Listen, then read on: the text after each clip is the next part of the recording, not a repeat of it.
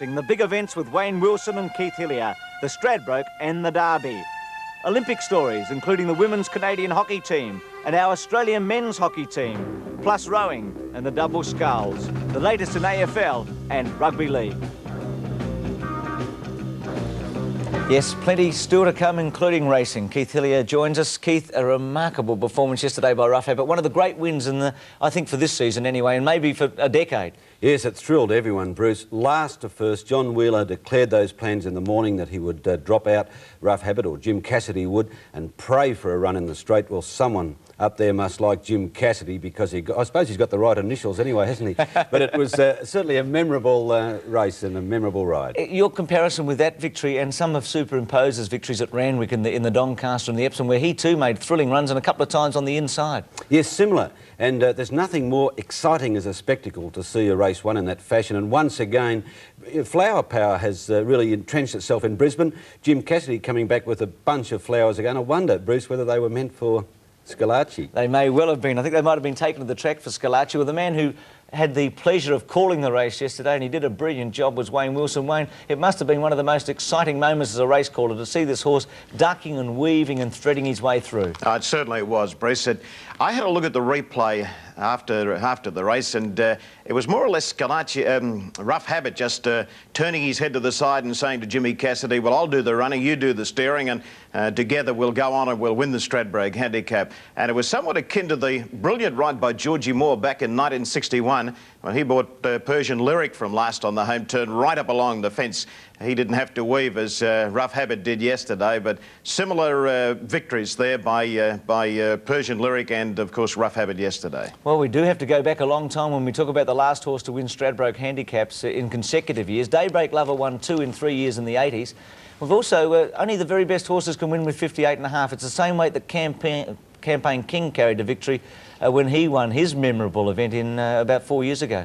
Well, Campaign King, of course, is one of the greats of the Australian turf, and for Rough Habit to be up there in the same sort of class as Campaign King, it's certainly putting him into the top bracket of racehorses in this country. And I think the last back-to-back Stradbrokes 49 and 50 by Lucky Ring, so it's a long time ago. It should. Actually, I'm thinking, Keith, Wayne's seen the very best of this horse. You're based in Melbourne, and he hasn't fired a shot really in Victoria, yet you consider he won the Derby as a 3-year-old in Queensland. We know that he just swept the board last year, and he's produced this performance yesterday. They've got the best of him in Queensland, haven't they? He's had 6 tries down here, and we haven't seen the best of him. You're right. I wonder whether it's our direction of racing.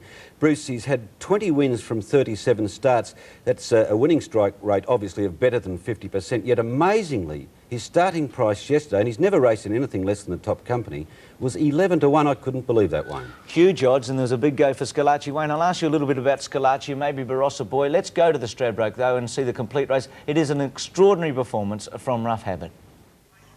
Racing Turvey near the inside, fast away. Rechabite, Huda Grey began brilliantly, bursting out of the pack, going to the lead. Scalacci began nicely. He's about 5th on, settling down. Faustiesta going through the pack, going up towards the leader, Huda Grey. Settling now, and it's Faustiesta the outside and Huda Grey the joint leaders. Scalacci's running 3rd, and there goes Euclays on the outside. He's now 3rd, Scalacci's 4th. 1 to Infallible, followed by Carson's Cash, then Kinjite, Turvey, Rechabite. Further back, Barossa Boy, midfield on the inside of Pago's King.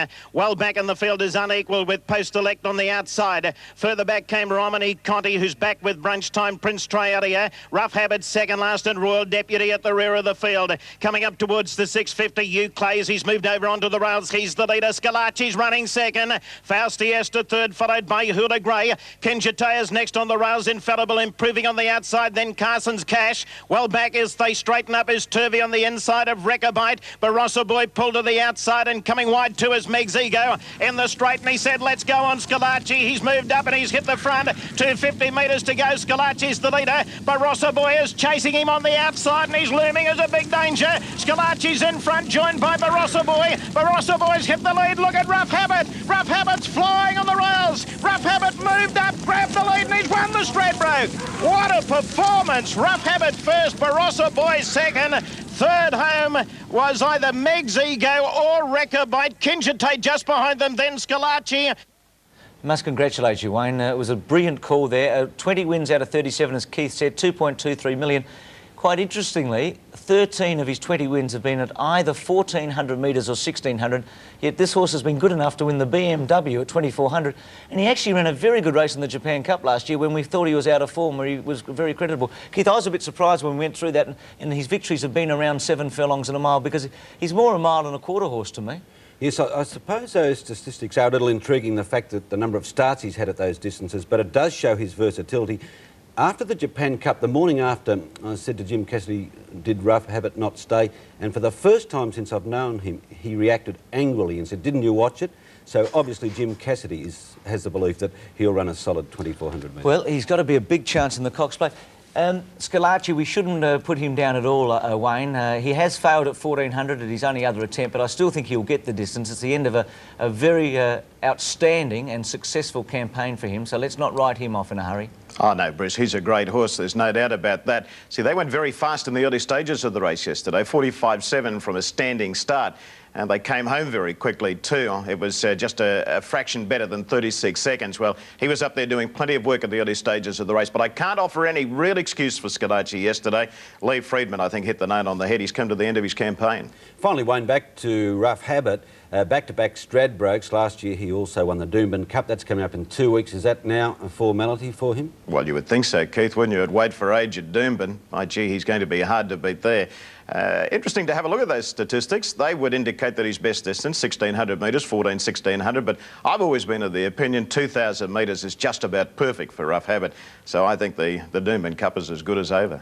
Barossa Boy, a terrific performance. He was placed last year. He beat Rough Habit in the 10,000. Just finally on the Stradbroke, you've seen a few of them now. How does this rank amongst the great races you've seen at Eagle Farm? I think that race yesterday was the best I've ever seen. That was a marvellous performance, a once-in-a-lifetime performance by Rough Habit, and the ride of his life, Cassidy. We've got to congratulate him. It was a terrific ride yesterday. It sure was. Like Kiwi in 83 coming from last at Flemington. OK, let's go to the Derby, and we'll talk about this in a moment. The filly winning Royal Magic. We saw her win last week, the Oaks, and gee, these O'Sullivans, can they train? Royal Magic winning the Derby. They've got 850 metres to go. Lady Nikolai, one in front. Stormy Guest second. Cool de Fair moving up 3 deep to be third, followed by Zinders. And in the event, improving quickly. He's now fifth on the outside. Fans going forward as well. Royal Magic picking up ground in the centre. Then Elaine Shadow, followed by Cavalieri Sports Kingdom. Examination circling the field. Prince Celeste Noteworthy next, and then Karaoke. Or 2 or 3 of them speared wide on the turn into the straight, including Examination and Fans.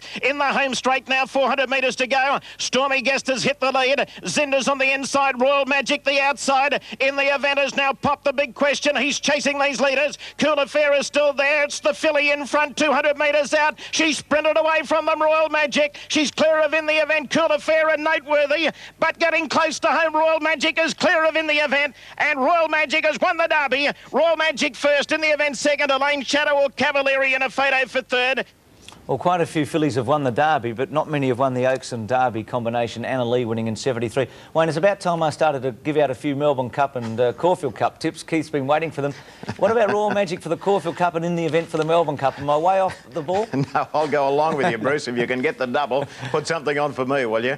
The thing about this filly Royal Magic is her great turn of foot. Did you see how she sprinted there at the 200-metre point? Yes. Very good. Accelerates away from them. I'll tell you something about in the event. Jimmy Cassidy said he was going to win and win easily coming up to the crossing. He became unbalanced at the crossing, got on his wrong leg there and never really balanced up again after that. So he's a stayer of the future. He's a real Melbourne Cup horse. Yeah, see if you can get the double. We could possibly have something on around about 1,000 to 1, the two of them, Royal Magic, the Caulfield Cup, and in the event, the Melbourne Cup. Be sweet, wouldn't it? Yeah. Bruce, a lesser entry from New Zealand this week for the Melbourne Cup, only 47. I suppose after this double success of the Kiwis yesterday, that some of those connections on the Shaky Isles would be regretting not entering their horses. Well, they've had such success, haven't they? And the O'Sullivans taking the one horse to Brisbane and doing it again. Let's have a look at the Eagle Farm Stakes yesterday and see what sort of a guide this is to tomorrow's Brisbane Cup. Mantelpiece looked pretty impressive in winning despite his big weight.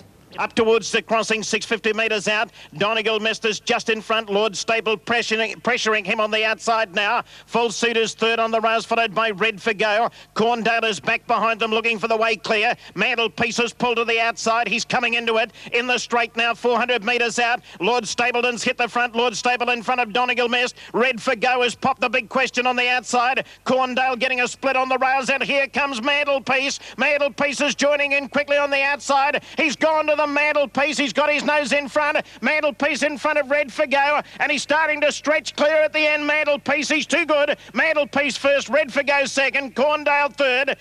He has shortened Wayne for the Brisbane Cup tomorrow into 6-1, but Mountain Rule, who we saw win the O'Shea Stakes last week, the 4-1 favourite, grooming Equidity, who seems to have his share of weight, and Mr Eurostar at 5-1. What's your tip for tomorrow's big race? Bruce, I really think that Grooming and Mr Eurostar are going to be the two horses hard to beat. Grooming wasn't suited under weight for age conditions in the O'Shea Stakes, and Mr Eurostar wasn't suited at weight for age and had no luck at all. Cassidy got caught up in a pocket on Mr Eurostar with about 200 metres to go, and but for that I think he would have won the O'Shea. So I'm giving those two the nod, Grooming and Mr Eurostar in the Brisbane Cup tomorrow. What about Mantelpiece at 3,200 metres? You guys got any opinion on that? I'd query him. He's a terrific horse. He's probably a length or two short of the top class, and he's had leg problems. I'd query him at 3,200. Yeah, same opinion, Bruce. Incidentally, Steve Sharman rode him well yesterday, but tomorrow Kevin Forrester will ride him. He's won 10 races on Mantelpiece.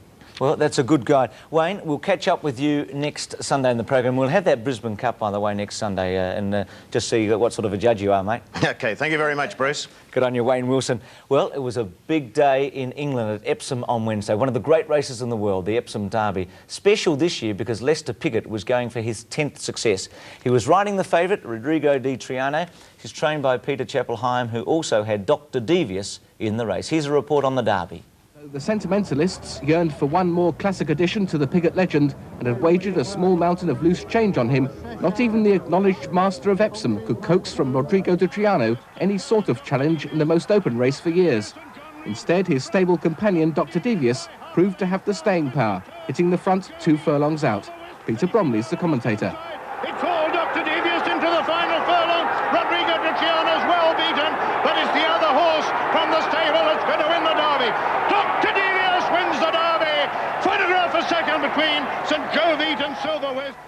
So Dr Devious winning. A good story here. Dr Devious, as I said, trained by Peter Chappell-Hyam, who's Andrew Peacock's son-in-law, originally owned by Robert Sangster. He sold it for $450,000 to an Italian gentleman who sold it to Jenny Craig from the Weight Watchers for $2.5 million. So Jenny's, well, she's done pretty well. I guess she wouldn't have gone out and had something to eat afterwards, but she might have had a little sip. Well, she gave it to her husband for a birthday present too. That's right, and that horse ran in the Kentucky Derby, Dr Devious, and came back and won the Epsom Derby. I just wonder, Keith, it's been known as the great race in the world over the years. I just wonder if in your mind and people's mind now that the Epsom Derby is as big as it was. I put together a list of 7 races around the world that I thought were of note. I just wondered if you could have a week to think about it, Keith, 7 days. The big 3 in England, the Derby, the King George, which is the weight for age, the Grand National, the Arc from Paris, Kentucky Derby out of America. I've left the Breeders' Cup out, the Japan Cup and our own Melbourne Cup. So take 7 days to think about it, mate, and let me know what you think the great race of the world is. Yeah, thanks a lot. It's an easy one. Yeah. It'll give you something to do during It's the all I week. needed to take some homework. Yeah. Bruce, yesterday at Flemington, Greg Childs rode 3 winners. He's now only 1 behind Michael Clark in the Jockeys Premiership in this state. He thinks he's an even money chance of doing. All were trained by Bart, who this week will load up his stables. He'll have 50 horses before the spring at Flemington. Well, he scored some big winners yesterday at big odds. Keith, see you next week. Look forward to it. Good punting. Keith Hillier joining us. Wayne Wilson will be back as well. Men's hockey after this, looking at Barcelona.